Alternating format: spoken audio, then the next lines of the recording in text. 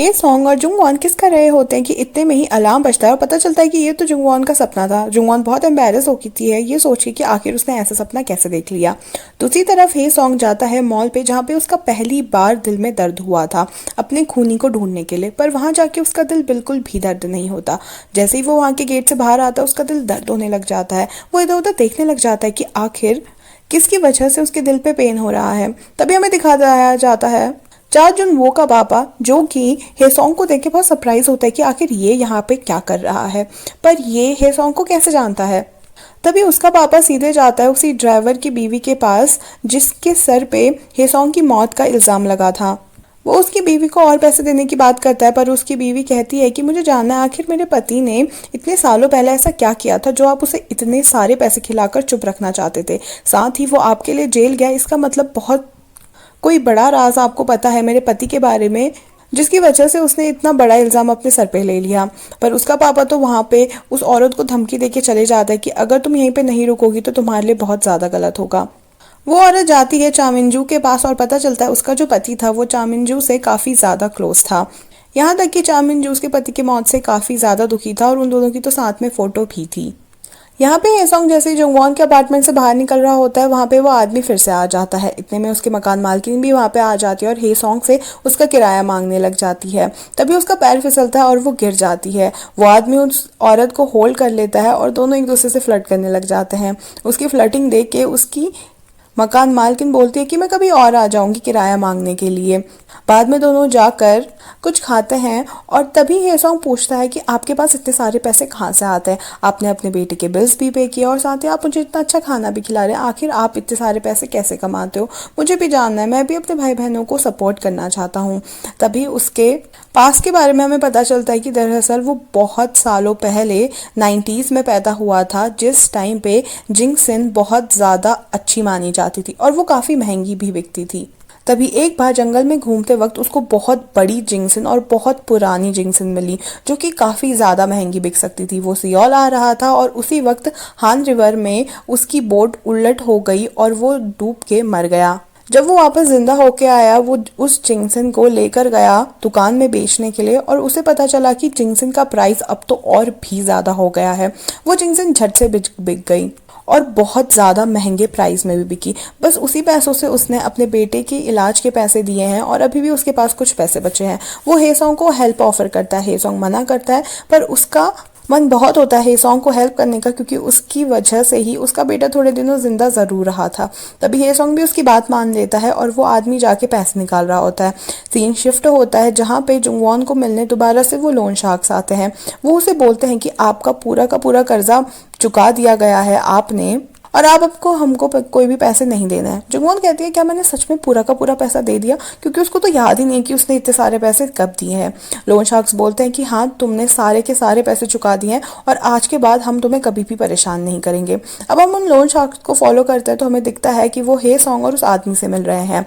दरअसल उस आदमी ने जुंगवॉन के कर्जे के सारे पैसे पे कर दिए हैं और अब जुंगवॉन कर्ज में बिल्कुल भी डूबी हुई नहीं है।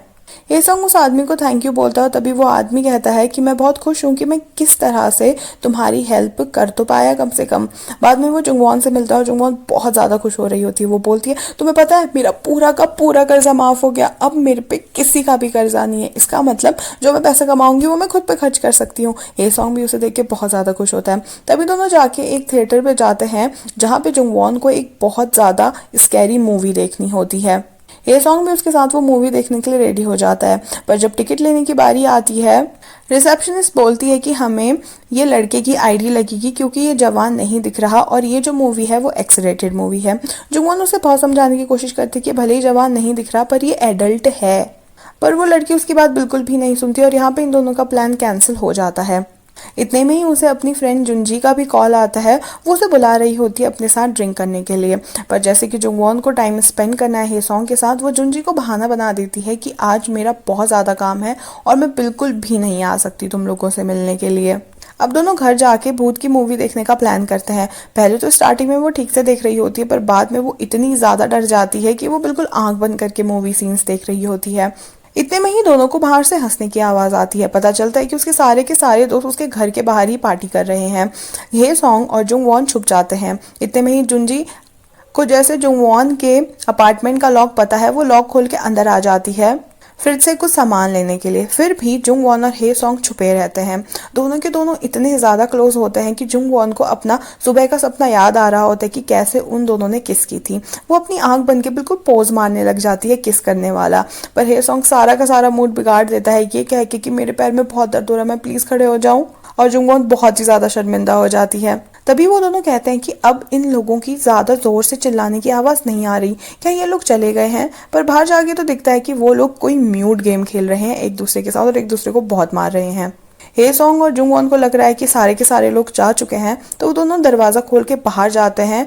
उसके दोस्त इन लोगों को देख के बहुत चिल्लाने लगते हैं और दोनों एक दूसरे को देख के बहुत चिल्लाते हैं। तभी जुंगवॉन बहाना बनाते कि मेरा बहुत ज़्यादा सर दर्द हो रहा है और मैं अंदर जा रही हूँ, और वो हे सॉन्ग को फंसा कर अंदर चली जाती है। सारे लोग उससे पूछने लग जाते हैं अब कि क्या तुम लोग इस पूरे टाइम पे अंदर थे, तो हम लोगों ने तुम्हें क्यों नहीं देखा। हे सॉन्ग सारी के सारे लोगों की बात को टाल देता है और अब सब अपने अपने घर चले जाते हैं। दूसरे दिन हे सॉन्ग अपनी बहनों से मिलने जाता है तो वो देखता है कि सूजी अपनी दूसरी बहन योंगिन पे काफी गुस्सा कर रही है। हे सॉन्ग उसे कारण पूछता है तो सूजी बताती है कि योंगिन हेचॉल से मिलने के लिए बिल्कुल मना कर रही है और नखरे दिखा रही है। हे सॉन्ग अंदर जाके उसे पूछता है कि तू क्यों नहीं मिलना चाहती। योंगिन पहले बहुत मना करती है पर फोर्स करने पे बता ही देती है कि हेचॉल ने जब मैं 20 साल की थी और 19 साल का था, उसने मेरी मरी हुई माँ का गोल्डन नेकलेस बेच दिया। उसने पक्का वो नेकलेस बेच दिया है क्योंकि वो मुझे कहीं भी नहीं मिला। आखिर मैं उसे कैसे माफ़ कर सकती हूँ। सूजी भी ये बात सुन के उसकी बहन की साइड लेती है और बोलती है कि जब से तुम गए थे तब से दोनों भाइयों ने हमारा बिल्कुल भी ख्याल नहीं रखा। हेचॉल को मैं थोड़ा पसंद तो करती थी पर अब ये सुनने के बाद मैं उसका साथ बिल्कुल नहीं देना चाहती, उससे नहीं मिलना चाहती। हे सॉन्ग यहाँ पे जाता है हेचॉल के पास और उससे माफ़ी मांगने को बोलता है योंगिन से, क्योंकि उसने जो भी किया है वो बहुत गलत किया है। हेचॉल साफ इनकार कर देता है। वो अपनी ना ही गलती मान रहा होता है और ना ही अपोलोजाइज करने के लिए तैयार होता है। वो वहाँ अपना टेंट्रम्स दिखा कर चले जाता है। यहाँ तीनों रेस्टोरेंट में जाकर बैठते हैं और बात कर रहे होते हैं कि कैसे हेचॉल नहीं आया है। इतने में हेचॉल वहाँ सच में आ जाता है और योंगिन से माफ़ी मांगने लगता है। योंगिन उसे बिल्कुल भी माफ़ नहीं करना चाहती और वो बोलती है कि तुम्हें पता है ना कि वो नेकलेस मेरे लिए क्या मायने रखता था। हेचॉल कहता है हाँ मुझे पता है, पर उस टाइम पे मेरी हालत कुछ ऐसी नहीं थी। साथ ही वो उसे 3-4 पासबुक्स देता है और बोलता है कि ये वो बैंक अकाउंट्स है जहाँ पे मैं हर दिन कुछ ना कुछ रुपए 3 सालों से सेव कर रहा हूँ ताकि एक दिन मैं तुम्हें वापस लौटा सकूँ। ये बहुत ज़्यादा तो नहीं है, शायद उस नेकलेस के कॉस्ट तक का भी नहीं होंगे, पर ये मेरी बहुत मेहनत की कमाई है। योंगिन वो खोल के चेक करती है तो वो बिल्कुल सच बोल रहा होता है। तभी वो कारण पूछती है कि आखिर उसने वो नेकलेस चुराया क्यों था। हेचॉल तभी बताता है कि उसी टाइम पे मेरी बेटी पैदा हुई थी और मेरे पास उसके लिए ना ही दूध के लिए ना ही डायपर्स के लिए पैसे थे, इसलिए मैंने वो नेकलेस बेचा था। यहाँ पे हे सॉन्ग को भी पता चल जाता है कि उसके भाई की गलती ज़रूर है पर उसके कुछ कारण भी थे। तभी वो उठता है और सामने से प्यारी सी गोंगजू केक लेकर आती है योंगिन के लिए, क्योंकि आज योंगिन का बर्थडे होता है। वो अपनी आंटी को देखकर बोलती है आंटी हैप्पी बर्थडे।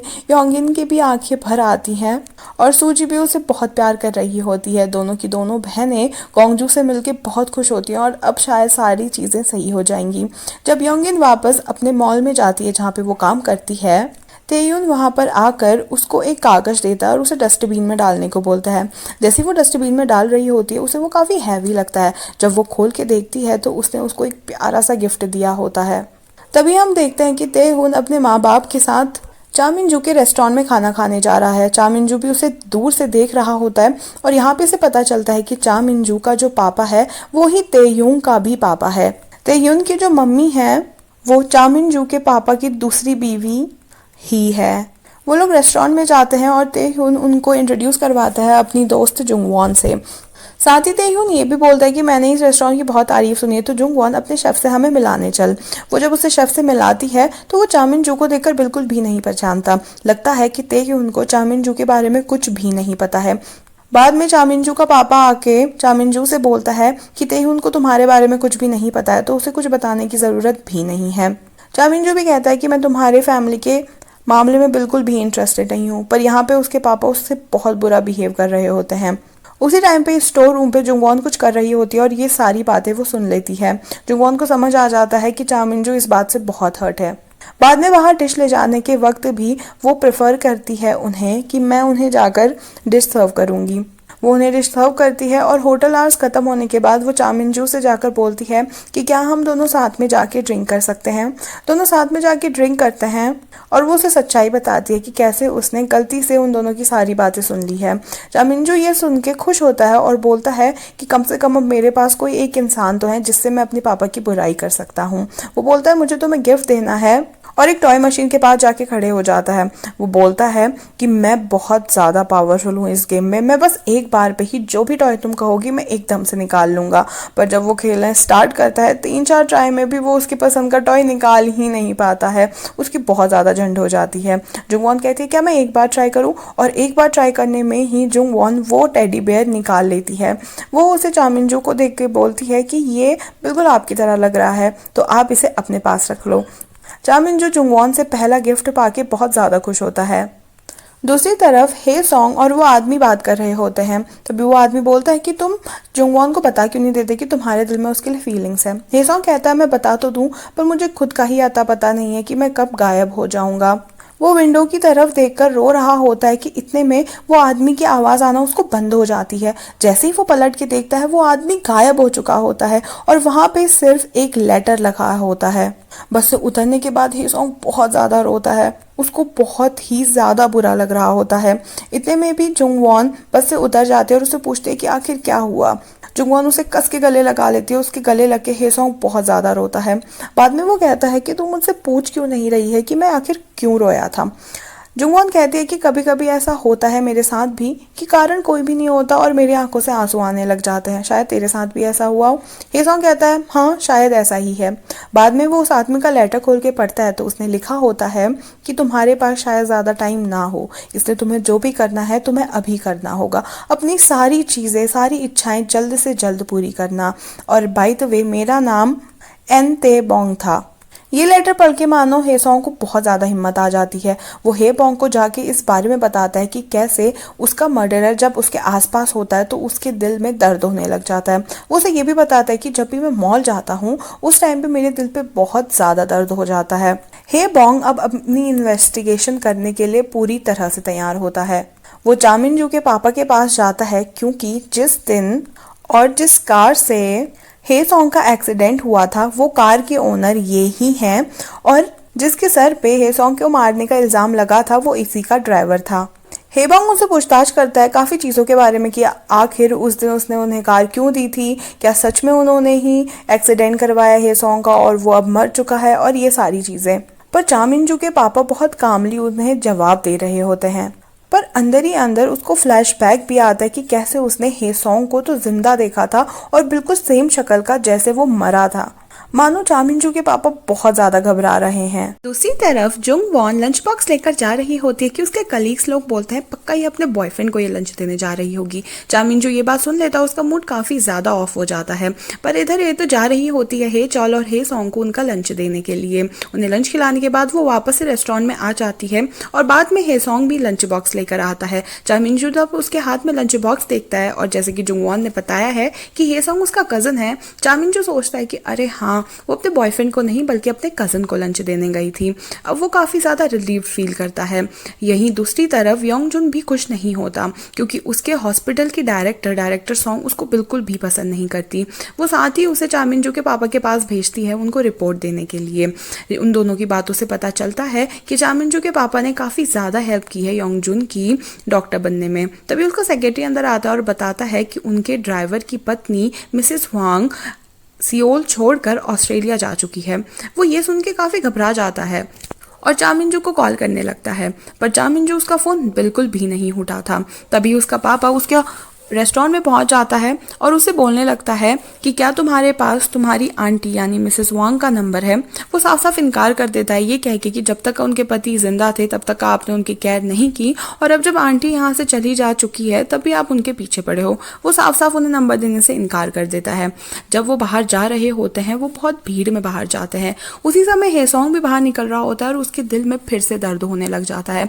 वो इधर उधर देखता है कि आखिर किस आदमी की वजह से मेरे सीने में इतना तेज दर्द हो रहा है, पर वो कुछ समझ नहीं पाता। थोड़ी ही देर में उसका दर्द बंद हो जाता है क्योंकि चामिनजू के पापा वहां से जा चुके होते हैं। वो ये बात जाके हेबोंग को बताता है और हे बॉन्ग अब फिर से कंफ्यूज होता है कि अब इतने बड़े रेस्टोरेंट में आखिर कैसे वो पता लगाएंगे कि वो कातिल कौन है, और अगर उसे पता लगाना है तो उसको उस रेस्टोरेंट में हर पल मौजूद होना होगा। इससे हे सॉन्ग को एक आइडिया आता है और वो सीधे जुंगवॉन के पास जाकर बोलता है कि मुझे तुम्हारे रेस्टोरेंट में नौकरी चाहिए। वो उसको जाकर चामिनजू से मिलाती है और चामिनजू बताता है, हाँ वैसे हमें एक असिस्टेंट की ज़रूरत थी, पर हम पहले तुम्हारा कुछ टेस्ट लेंगे, अगर तुम उस टेस्ट में पास हो गए तो तुम एज अ असिस्टेंट अपॉइंट कर लिए जाओगे। जुंगवॉन और हे सॉन्ग बहुत ज़्यादा खुश होता है कि वो फाइनली साथ में एक ही किचन में काम करेंगे। वो जुंगवॉन को उसके घर छोड़ता है और जब दूसरी सुबह जुंगवॉन उठती है तो उसको कुछ सामानों की आवाज़ आ रही होती है। बाहर जाके जब देखती है तो पता चलता है कि उसके बगल वाले रूम पे कोई नए किराएदार आए हैं, पर वो किराएदार और कोई नहीं होबोंग होता है।